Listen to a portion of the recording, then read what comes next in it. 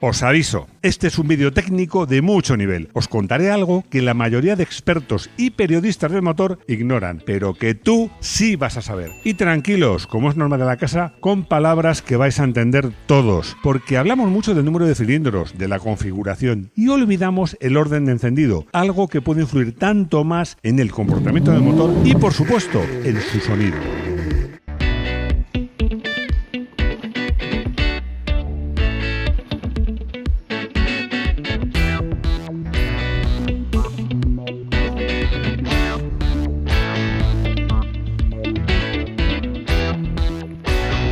Bienvenidos a Garaje Hermético. Enciérrate con nosotros.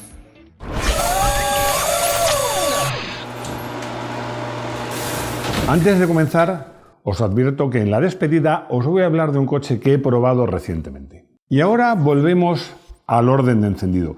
¿Os habéis preguntado alguna vez por qué un Ferrari V8 suena a gloria bendita y un Mustang V8 suena a trueno si los dos tienen motor V8 y son de 4 tiempos? No es solo el escape, no solo es la cilindrada. La respuesta está en la secuencia numérica que la mayoría ignoramos. Una partitura matemática y musical que es el orden de encendido. Me imagino que todos sabéis lo que es el orden de encendido. Es cuando en cada cilindro salta la chispa y se produce la explosión. Y a menudo en las charlas de bar, en los circuitos, en las concentraciones, hablamos y nos obsesionamos con el número de cilindros, la configuración, la potencia, la cilindrada, el par, el turbo de geometría variable, con todas esas cosas.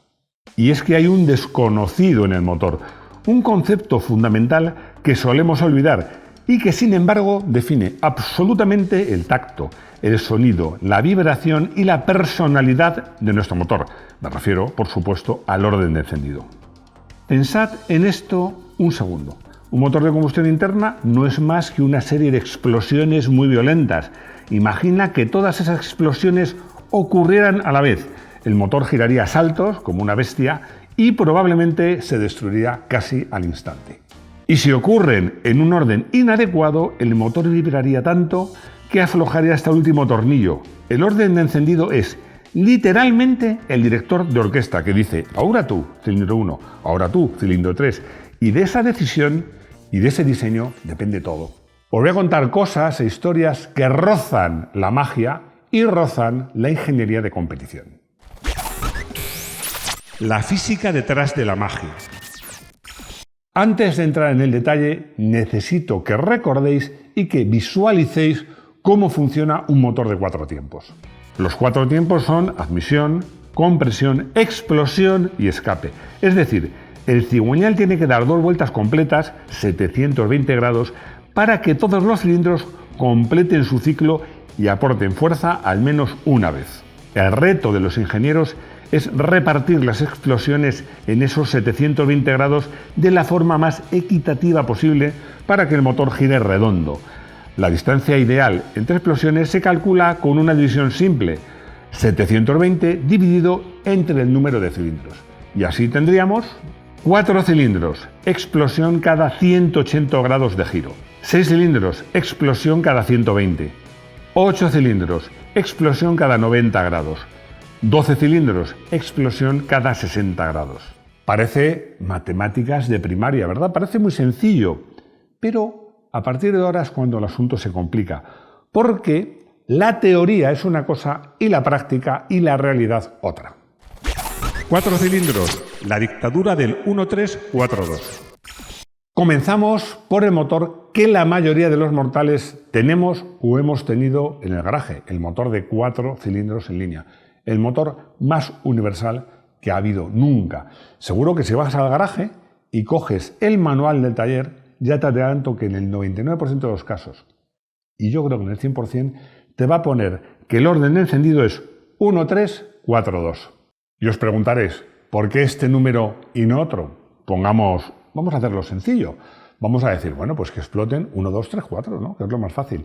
Fijaos que si fuera así, pues el motor lo recorrería una especie de ola, porque iría de un extremo a otro las explosiones, que haría que el motor no solo vibrase una barbaridad, sino que además se retorciera el cigüeñal. Sería una especie de caballito, una vibración insoportable que acabaría, por muy gordo, muy grueso que hiciéramos el cigüeñal, acabaría partiéndolo a los pocos minutos o segundos. Para evitarlo, los ingenieros buscan el equilibrio de fuerzas. Imaginaos que tenéis el motor transversal frente a vosotros. Explota el cilindro 1 en un extremo. Luego saltamos al 3, centro derecha. Luego al 4, al otro extremo, para compensar la fuerza del 1. Y finalmente al 2, centro izquierda. El 1-3-4-2 es el estándar universal en los motores de 4 tiempos, por dos razones. Una que ya os he contado, es como mejor se equilibran las vibraciones, pero también otra, es la mejor para que el colector de escape sea lo más sencillo posible y no haya que hacer cruces raros de tubos. De esto ya hablaremos. Pero ojo, ya sabéis lo que me gustan las rarezas, y es que hay una excepción a esto histórica y curiosa, el Ford modelo T. El coche que puso al mundo sobre ruedas usaba un orden 1-2-4-3, rarísimo. ¿Funciona? Sí, pero la carga sobre los cojinetes centrales era mayor y Ford lo cambió más tarde en sus siguientes modelos. Pero durante años, millones de personas se movieron al ritmo de ese 1-2-4-3. Los Boxer, otro mundo. Los Boxer efectivamente son otro mundo, porque los motores Boxer de 4 cilindros, como el que equipó Lodan Escarabajo, algunos Porsche y prácticamente cualquier Subaru, los cilindros están obviamente opuestos. Y aquí el orden suele ser 1-4-3-2. No es capricho, es geometría. Al estar los cilindros enfrentados, este orden permite cancelar las vibraciones de segundo orden de forma natural. Por eso, un Subaru suena tan característico con ese burbujeo rítmico, muy diferente al sonido más chillón de un 4 cilindros. 5 cilindros, distinto a todo. Aquí entramos, yo os diría, que en un terreno casi de culto, un coto muy restringido. Las marcas para mí que más han destacado en este tipo de motores serían Audi y Volvo. El motor de 5 cilindros, que ya es raro de por sí, tiene un orden de encendido que tiene como resultado una música celestial para los aficionados y suele ser, o es casi siempre, 1-2-4-5-3. ¿Por qué suenan tan bien como si fueran la mitad de un V10 de Fórmula 1? La clave es el solapamiento de la fuerza. Al dividir 720 entre 5 tenemos una explosión cada 144 grados, pero el tiempo de expansión, el momento en el que el pistón empuja hacia abajo con fuerza, dura, tenedlo en cuenta, casi 180 grados de cigüeñal. Esto que os he explicado matemáticamente es muy sencillo de entender. Antes de que un pistón acabe su carrera de trabajo, ya hay otro que ha comenzado la siguiente, y eso hace que el motor tenga una suavidad muy especial. Ese solapamiento, como os digo, provoca o crea, mejor dicho, una entrega muy suave, muy continua, y además genera una frecuencia de sonido, de armonía única. A bajas vueltas es un gorgoteo un poco metálico, que se convierte en aullido según subimos de vueltas. El ejemplo, para mí paradigmático, el Audi 4 de rallies, el Grupo B, que cimentó su leyenda no solo en sus prestaciones, sus victorias y en la tracción total, sino en el orden de encendido y su peculiar, y yo diría que espectacular sonido.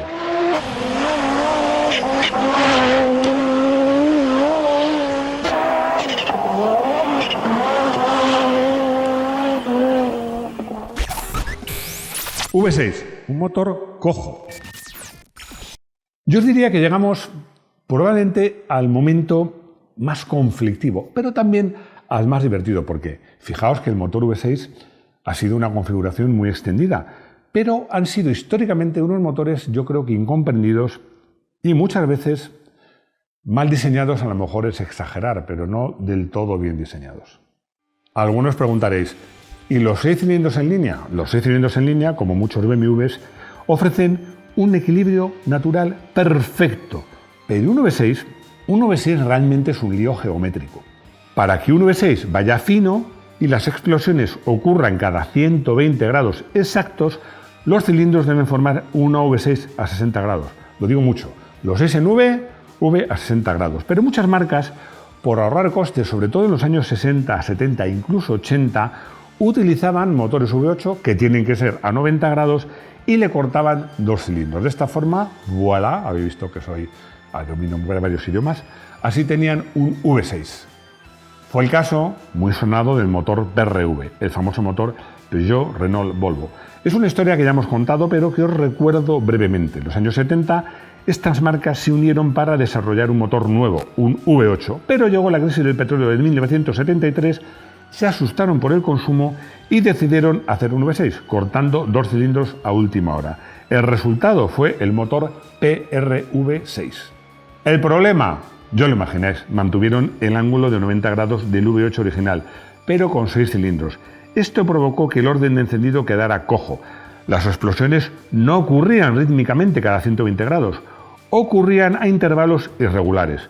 90 grados, no pasaba nada, 150 grados, no pasaba nada, 90 grados y así sucesivamente. El motor vibraba, sonaba como a roto y tenía además un ralentí que cabeceaba. Era un desastre de refinamiento. La solución, años más tarde, introdujeron unas muñequillas decaladas en el cigüeñal para conseguir artificialmente que las explosiones se produjeran cada 120 grados, con lo fácil que hubiese sido hacer un V6 a 60 grados como Dios manda. El Lancia Aurelia, de 1950, fue el primer V6 de producción en serie del mundo. Lancia, siempre innovando en sus tiempos, entendió desde el principio que 60 grados eran claves para un encendido y un equilibrio perfectos. En cambio, en el otro extremo tenemos el Buick V6 Hot Fire de 1962. Es el ejemplo americano del motor cojo derivado de un V8. Vibraba tanto que General Motors vendió los moldes a Jeep.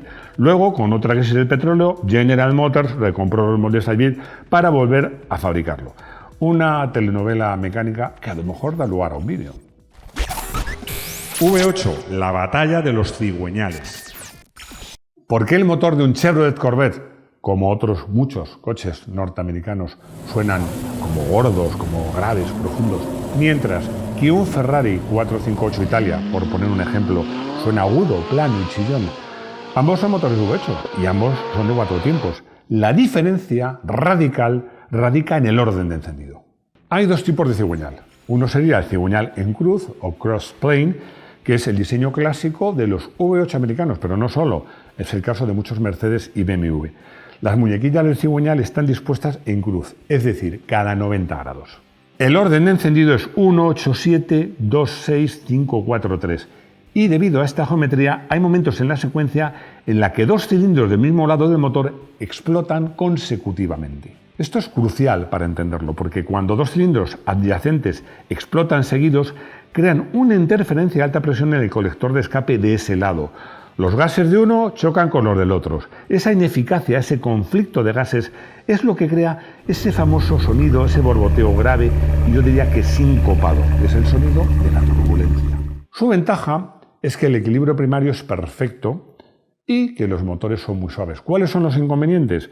Pues que requieren contrapesos pesados en el cigüeñal, lo cual hace que sean motores más lentos subientos de vueltas y además requieren unos colectores de escape un poquito más complicados. La otra opción es el cigüeñal plano, flat plane. Es el diseño de competición puro. Es el típico de los motores Ferraris y curiosamente del Ford Mustang Shelby GT350. Las muñequillas en este caso están a 180 grados. Es básicamente como si unieses 2 motores de 4 cilindros por el cárter. En este caso, el orden de encendido es 1, 8, 3, 6, 4, 5, 2, 7. De esta forma, siempre alterna de banco. Izquierda, derecha, nunca repiten de lado. Ventajas, una importante, el escape fluye perfectamente. Cada pulso de gas tiene su espacio y no solo eso, hace un efecto de succión que ayuda a vaciar el cilindro. Al no haber choques de gases, el sonido es limpio, es una frecuencia pura y mucho más aguda. Desventajas, bueno, la primera es que vibran más por las vibraciones de segundo orden y suelen tener menos par a bajas vueltas, pero a cambio suben de vueltas limpiamente, incluso por encima de las 10.000 revoluciones si hace falta. Ya sabéis lo que me gustan las anécdotas y en este caso hay una anécdota que no puedo dejar de contar. El Ford GT40 que ganó en Le Mans en los 60 llevaba el típico V8 americano clásico tipo crossplane porque necesitaban par y fiabilidad, pero querían la eficacia en el escape que tenían los motores tipo Ferrari. ¿Qué hicieron? No cambiaron el motor, cambiaron el escape. crearon los famosos colectores Bundle of Snakes, nudo de serpientes. Cruzaron físicamente los tubos de escape de un lado del motor al otro, pasando por encima de la caja de cambios para emparejar los cilindros que detonaban en el orden correcto. A base de fontanería, vamos a decirlo así, de tubos, consiguieron que un motor V8 americano funcionara como motor crossplane. Para mí es una obra de arte visual y técnica. Hay más curiosidades con este tipo de cosas que ya hablaremos en otros vídeos, porque ya llevamos un buen rato y todavía nos faltan los motores V10 y V12. V10 y V12, la aristocracia. Es que nos falta hablar de la aristocracia. La aristocracia que son los motores V10, que me gustan mucho, aunque no tanto como los V12. Los V10 me gustan porque son motores raros, son inestables por naturaleza. Es que en el fondo es como juntar dos motores de 5 cilindros. Evidentemente, la referencia entre los V10 de calle es el Viper, del que mucha gente dice lleva un motor de camión. Error. Es cierto que Chrysler tenía un bloque V10 de hierro para sus camionetas Ram de la serie Magnum, pero cuando decidieron hacer el Viper, Chrysler era propietaria de Lamborghini, quienes diseñaron este motor. El orden de encendido es 1, 10, 9, 4, 3, 6, 5, 8, 7, 2 y busca sobre todo gestionar el par. Y hablamos de los V12, que podemos definir de una forma sencilla: la perfección absoluta. El orden de encendido de un V12 Ferrari habitualmente es 1, 12, 5, 8, 3, 10, 6, 7, 2, 11, 4, 9 y ofrece un sonido hipnótico. ¿Por qué un V12 es la perfección absoluta? Porque estás juntando dos motores de 6 cilindros en línea que de por sí ya son perfectos. Tienes una suavidad insuperable. En un V12 siempre, en cualquier momento hay 3 cilindros empujando a la vez en diferentes fases de momento de explosión. No hay golpes, hay un empuje continuo, es como una turbina de un avión o un motor eléctrico. Por eso los motores, por ejemplo, vuelvo a Ferrari, los Ferrari V12 son motores que se sienten interminables. Conclusión. Como veis, el orden de encendido no es una lista numérica que figura en el manual del coche. Yo diría que es el ADN del motor, porque define que el motor tenga más bajos o menos, si sube más o menos rápido de vueltas, si te va a poner de punta su sonido con un aullido o si te va a golpear el pecho con un gorgoteo, un borboteo grave. Es, como os digo, es clave para la personalidad del motor. La próxima vez que arranquéis vuestro motor, sobre todo en frío, que el motor va un poquito más bajo de vueltas, os invito a que escuchéis esos primeros segundos a ralentí, que oís las explosiones. No es un sonido aleatorio, hay un director de orquesta que es una coreografía matemática perfecta que puede ser ejecutada a miles de revoluciones por minuto. Espero que hayáis disfrutado de este vídeo tanto como yo. Coche del día. He elegido el Ferrari F50 fabricado entre 1995 y 1997. Si hablamos de sentir el motor, en este caso este motor es ejemplar. Lleva un V12 atmosférico de 4,7 litros en posición central, derivado directamente del monoplaza de Fórmula 1 de 1990, el 641 de Alain Prost. Lo que hace único a este motor, y que influye mucho en lo que hemos hablado, es que en este caso el motor es además una pieza estructural. Va atornillado directamente al chasis de carbono, sin silent block. Eso significa que las vibraciones de ese orden de encendido perfecto y ese aullido no se filtran, se transmiten directamente a tus oídos y a tu espalda. Es lo más cerca que se puede estar de conducir un motor con ruedas. Como os digo, es el V12 definitivo. Consultorio. Rubén nos cuenta que su abuelo le ha contado cómo era eso del doble embrague y que dice que es obligatorio. Pero su padre dice que en los coches modernos es una tontería. Su pregunta es si sirve de algo o realmente es verdad que solo sirve para gastar gasolina. La respuesta es que tu padre, probablemente tu abuelo también en los coches de su época, pero tu padre tiene razón porque en coches modernos el cambio sincronizado es innecesario. Coches modernos, te digo, prácticamente todos los coches fabricados a partir del 60. Porque el doble embrague es necesario, ya lo hacen los sincros. Es verdad que yo lo hago en coches modernos porque cuando reduzco, sobre todo, hago el puntatacón y a veces hago el doble embrague. En coches clásicos o viejos lo agradecen, pero insisto, en coches modernos no es necesario. Laura me hace una pregunta que es muy interesante. Dice literalmente: tengo una duda existencial que me asalta cada vez que voy a la gasolinera y me equivoco de lado. ¿Por qué no todos los coches tienen la tapa del depósito en el mismo lado y uno la tiene a la derecha y otro a la izquierda? La respuesta es que tienes toda razón, a mí me pasa igual. No hay una norma global, pero sí una tendencia. Generalmente los fabricantes intentan poner la tapa en el lado contrario al conductor. ¿Para qué? Por si te quedas tirado en una carretera y tienes que poner gasolina con un bidón, lo hagas al lado menos peligroso. Por ese motivo, pues vas a encontrar que los coches europeos con volante a la izquierda tienen la tapa a la derecha y los coches japoneses tienen el volante a la derecha y la tapa a la izquierda. En todo caso, mientras se ponen de acuerdo y las ponen todos al mismo lado, te recuerdo que en el icono de la gasolina siempre hay un triangulito que te señala dónde está la tapa del depósito. Como os he anticipado al comenzar, he estado probando un coche. El coche en concreto es el Omoda 5 híbrido.